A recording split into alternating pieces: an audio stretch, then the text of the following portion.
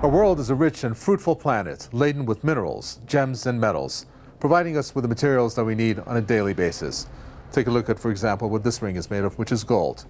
However, the resources, well, they are often buried deep underground and require specialist companies to extract the precious items that we seek. Mining companies see to it that we get the resources we need. But who knew that they held such control over the mining industry, with the multinational companies putting profit before people, as they exploit global commodities at the price of those who own the land, the workers, and of course, the land itself. The mining industry does an enormous amount of damage, environmental damage to land, water, and in some places to air as well. That damages people's health and livelihoods. But mining also quite often forcibly removes people from their land, especially agricultural communities. Protests have been held across all platforms of the mining industry, from opposing blood diamonds to increasing pay, and of course trying to be at least showing care, that is, about the environment that's being destroyed by large mining projects. Yet at the end of the day, it appears that the voices of those affected fall on deaf ears. What do we want? Justice! When do we want it? Now! So this, the Rio Tinto is, now the public is knowing that the Rio Tinto is just a money-making machine. They never think about the people. So even though this Rio Tinto is a big investor, but they don't care about the people and the environment. Hello, welcome to Economic Divide with me, Kavitafwai. In this week's edition, we are going to take a look at the world of monopolies, specifically the mining industry. From diamonds to gold, from coal to metals, we are going to see just how much the global mining companies control the Earth's resources at their leisure. One may think that the Earth has seen its resources mined to extinction. Yet the truth is that mining companies are finding new and innovative ways of extracting resources. For example, Canada has announced that they seek to fill 80,000 mining jobs over the next decade to contribute to the $35.5 billion a year Canadian industry, which already employs over 620,000 people. South Africa has one of the most fertile mining industries in the world, rich with varying products. But it is in fact gold that is driving South Africa's mining production higher. The industry has grown 1.8% year on year, with gold output up 24.9%. The country produced 101.3 tons of gold in 2019, bringing in just under $5 billion to the economy and mining companies. One of the most mined commodities is the metals and alloys industry. Global metal and mining merger and acquisition deals totaled $7.87 billion in December 2019, with the U.S. monopolizing the trade with $3.02 billion of this figure. Globally, over $55 billion worth of M&A were performed in 2019, showing just how monopolies are formed. And finally, the world's largest mine when it comes to diamonds was announced by Botswana. The Jwaneng mine produced a staggering 11.9 million carats in 2019, with an estimated 149 million carats in reserves. In partnership with the Botswana government is, of course, another dominant player in the industry, none other than the world diamond leaders, DeBeers.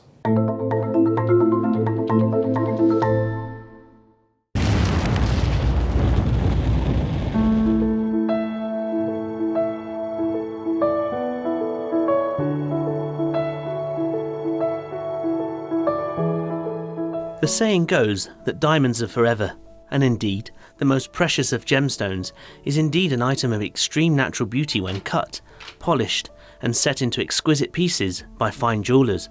Yet, the industry is one that's dominated by the monopolization of its extraction and production. The two largest diamond producers in the world, the Anglo-American DeBeers and the Russian Alrosa companies, enjoy a global market share of over 60%, with De Beers alone once controlling around 85% of the global diamond markets. The decline of De Beers' hold on the market came following the discovery of diamonds in Russia and Canada, meaning that their initial grip on the market, which extensively covered former British Commonwealth states in Africa, became limited in their global reach as other countries discovered diamonds and the mining corporations took control. When one looks at the figures surrounding the diamond mining business, the number is as high as the value of the diamonds. with 147 million carats alone being mined in 2018, and with an estimated global diamond reserve of 1.2 billion carats. No wonder companies such as DeBeers and Alrosa rush to take control of the lucrative market. DeBeers, they promote their own brand, but they use our stones to promote their brand. Yeah. Now we want to create a very strong brand. When the people are wearing it to know this comes from Namibia. However, there's a dark side to the diamond industry, a side that not only sees the exploitation of miners that work in tough and demanding conditions, but on a political scale. There's opposition to the Israeli diamond industry, and sees turnover in excess of $20 billion a year, and hence why is claimed by many to be a direct funding source for the Zionist settlement projects, as well as funding the Israeli military. De Beers blood diamonds bankrolled apartheid in South Africa, and today bankrolls apartheid in Palestine.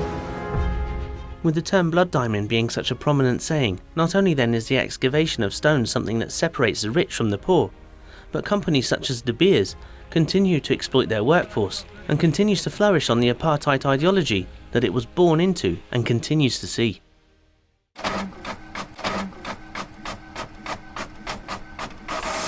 The mining industry is dominated by 5 big companies which essentially control the monopoly around the world. Anglo-American brought in $27.7 billion of revenue for the year 2019, followed by China's Shenhua Energy with $37.6 billion. That was followed by Rio Tinto. It came in third place with $40.7 billion, followed by BHP Billiton at $43.6 billion. However, the global leader, Glencore, saw the Swiss company make $220 billion last year, eclipsing its rival by far. When we turn our attention to what is mined, gold is the clear leader, with China leading the pack, producing just under 400 tons of gold per year, followed by Australia with 312 tons, Russia 281 tons, and the US with 253 tons. Canada finally with 193 tons. To date, estimates suggest that over 190,000 tons of gold have actually been excavated. Now, De Beers leads the race in diamond industry, very much a household name, and at one point, it controlled over 90% of the global diamond production. Today's revenue is at $6.08 billion, followed by Russia's Alrosa at $4.4 billion, with Rio Tinto, again, showing its global monopoly in mining, coming in at $4 billion. With Botswana enjoying the largest diamond mine in the world, did you know that the industry contributes to around 30% of the nation's GDP and 90% of its exports? Yet with all the money being made by the big mining companies, there are also negative impacts of the industry, with many people forced out of their homes and made to sell their land to make way for mines. There's also an impact on clean water due to mining waste and pollution, a huge impact on the health of local workers and communities who are affected by mining, and a significant gender division in the mining industry, with companies being 100% male-dominated.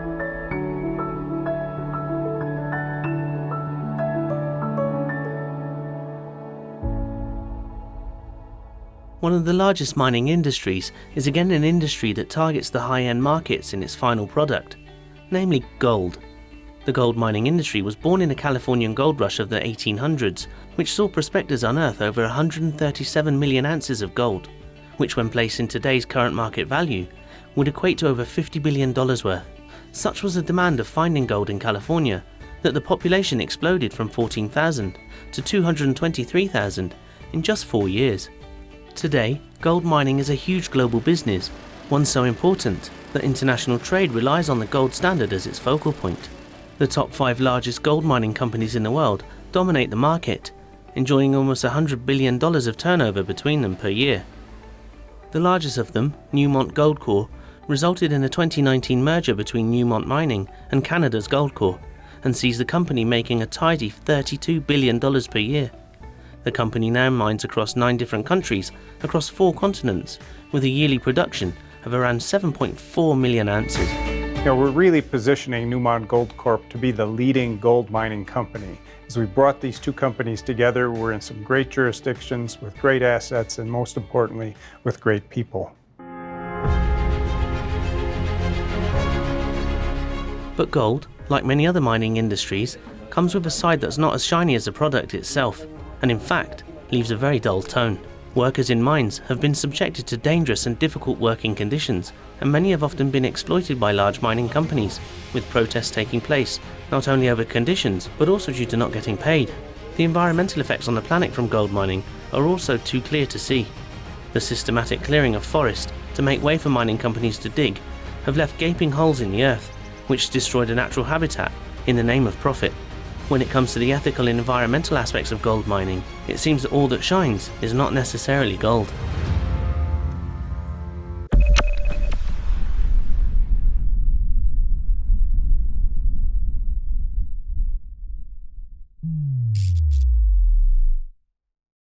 It's that time for the program to bring in Mahan Abedin. He's our current affairs and impact analyst who joins us right now. Mahan, welcome. Thank you. So our first topic here is this thing called the Citizenship Through Investment Program. Yeah. Countries are making a lot of money out of that. Some of the estimates are putting it at almost $30 billion, anywhere from $25 to $30 billion.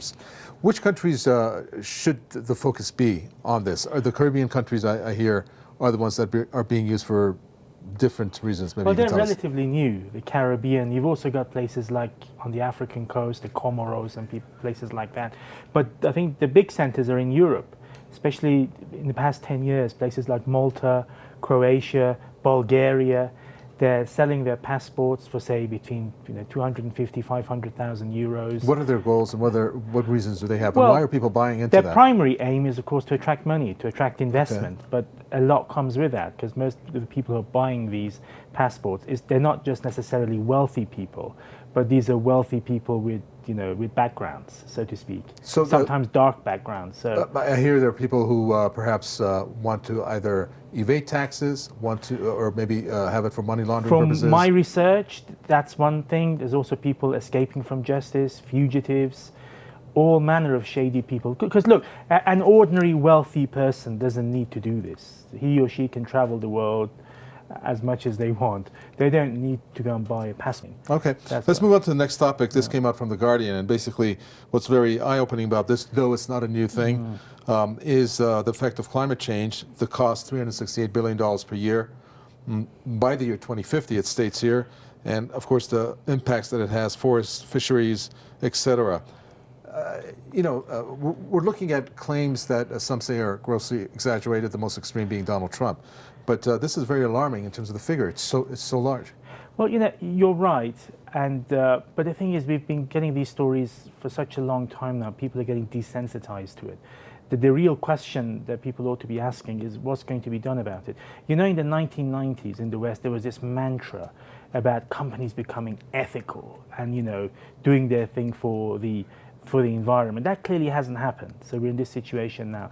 So absent a strong intervention from governments, from states, to craft and implement environmentally friendly policies at the local, national and global level, this is just going to continue.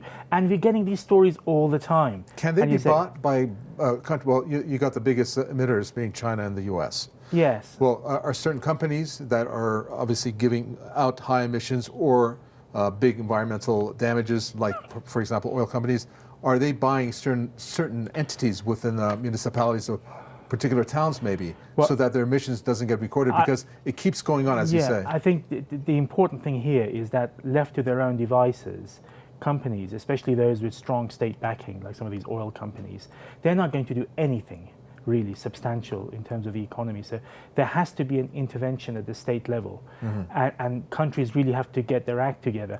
Now, but the thing is this process of desensitization. I mean, I don't know about you, but I've been hearing stories like this for nearly 20 years now. Right. The economy is going to blow up. Some of it is clearly exaggerated, but I don't doubt for a second that this is a major issue, possibly the most important threat facing our generation and the generations to come. It's not going to go away, that's for sure. Okay, great. Thank you so much, You're Mahan. welcome. We appreciate it. You're welcome. Mahan Abedin there. Okay, time for a quick break. Coming up, we will take a look at the impact of the coal mining industry and examine which companies and national state institutions control the global markets. Also look at how the British government under Prime Minister Margaret Thatcher allowed the British coal mining industry to sink and collapse as she stood by and watched the British mining workforce starve as she stubbornly sold out to privatization. Also look at what awareness is being raised to combat the poor working conditions of those who work in mines and examine how the mining companies react to the pressure placed on them by those raising awareness. So stay right where you are. We'll be right back after this short break.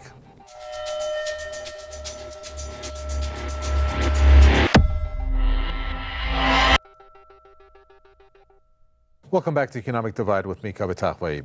Joining me in the studio today via Skype is Professor Gavin Hilson from the University of Surrey. Gavin is a leading global authority on the environmental and social impact of the mining sector and has published over 100 journal articles, book chapters, and reports on the subject.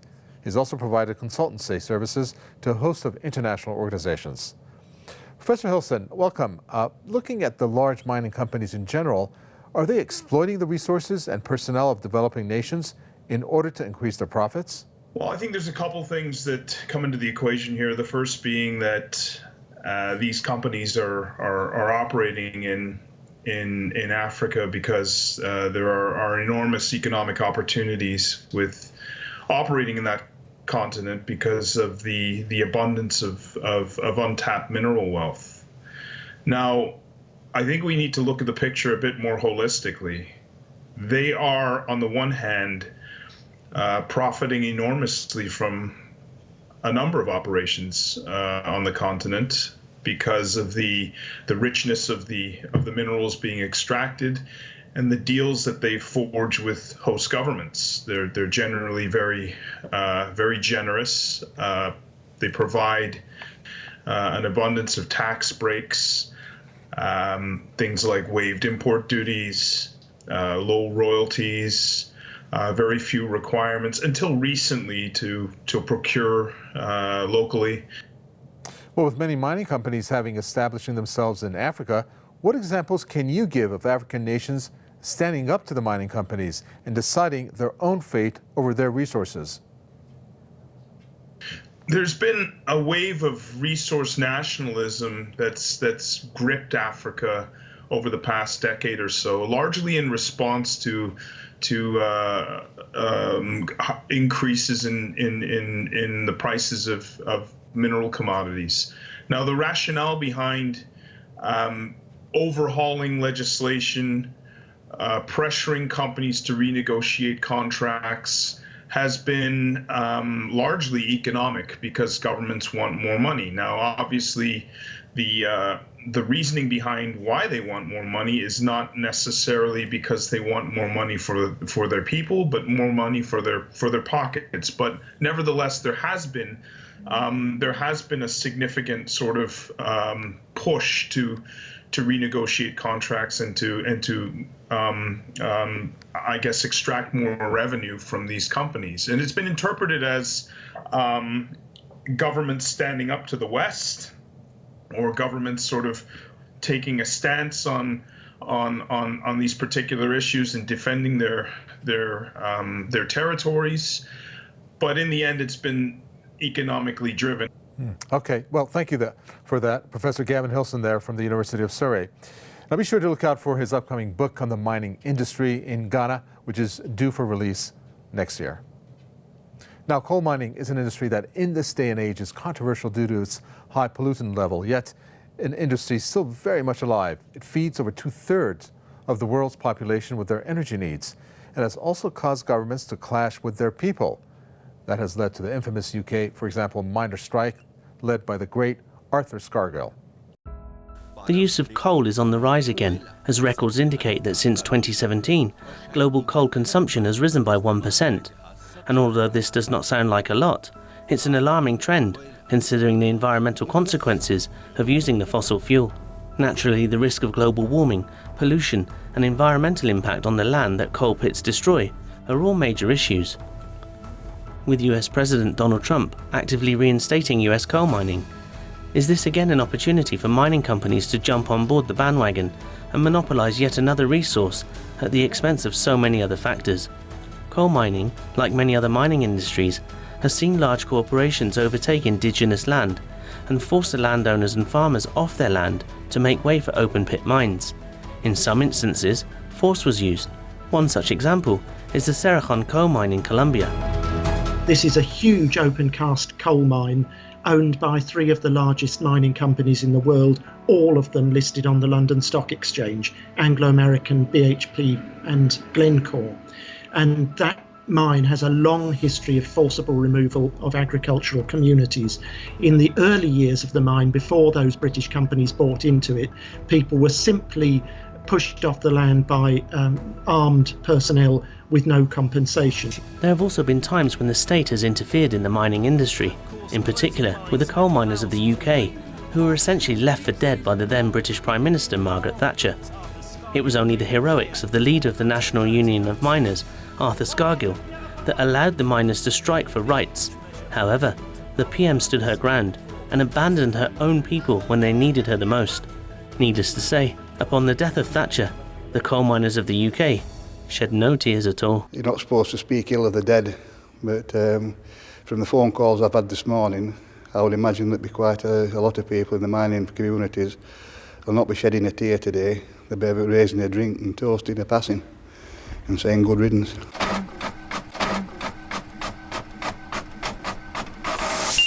Help is on hand for the victims of the mining industry, with groups set up across the globe raising awareness on the way in which both personnel and resources are exploited by the large MNCs operating in the mining industry. London is a hub for the mining industry, with 4 out of 5 of the world's largest mining companies based in the city. The attraction of the London Stock Exchange and the London Metal Exchange brings in huge income to the monopolies controlling the world's mined and exploited resources. It's then somehow ironic that a nation that allowed its own miners to starve in the 1980s still continues to reap the benefits of the international market, and at the same time uses its empirical history to continue to exploit the countries it used to forcibly occupy. The London Mining Network's co-chair, Andy Whitmore, told us exactly how his organisation is on hand to help the victims of the mining industry. Well, we in London Mining Network, we see our role as holding London-based mining companies to account. And we effectively do this by working particularly closely with mining-affected communities. We conduct research, we conduct advocacy, and we do outreach to communities, particularly through education events.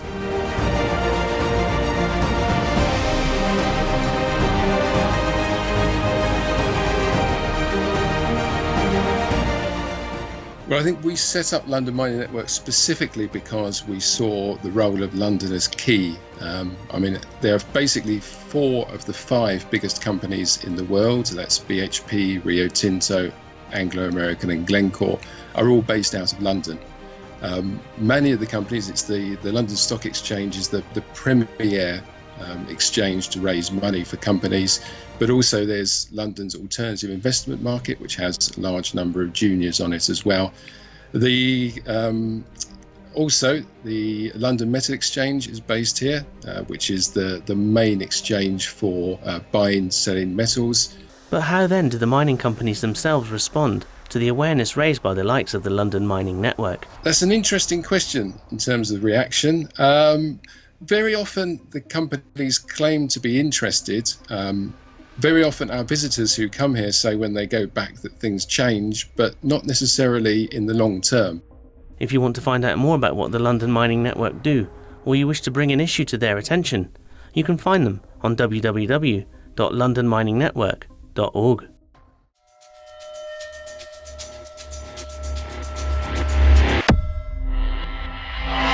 As with many multinational corporations in the world, the mining industry is one that relies heavily on the monopolization of the market, with the top 5 companies having an active role across a whole field of minerals and resources.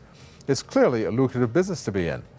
Yet the economic benefits reaped by the companies comes at a heavy cost to those who work the mines and the land in which it destroys, as the conglomerates seek to make ever-increasing profits, reducing the natural resources that our world has to offer. Now, the race to mine has taken a step further. As Earth slowly runs out already, the mining companies have an eye in the sky, with the prospect of mining our nearest planets, and even asteroids being discussed at a very high level within the mining companies. If you would like to share a story with us or tell us what you think about the show, we would love to hear from you. Why don't you get in touch with us or leave us a comment using the hashtag #ED_program. Our contact details are on your screens now. Don't forget, you can watch the show again any time of the day or night on our website. Log on and click Economic Divide to catch all of our latest shows. That's it for this show. I've been Kavita Wei, and on behalf of myself and everyone here on the team at Economic Divide, thanks for watching, and see you again next time.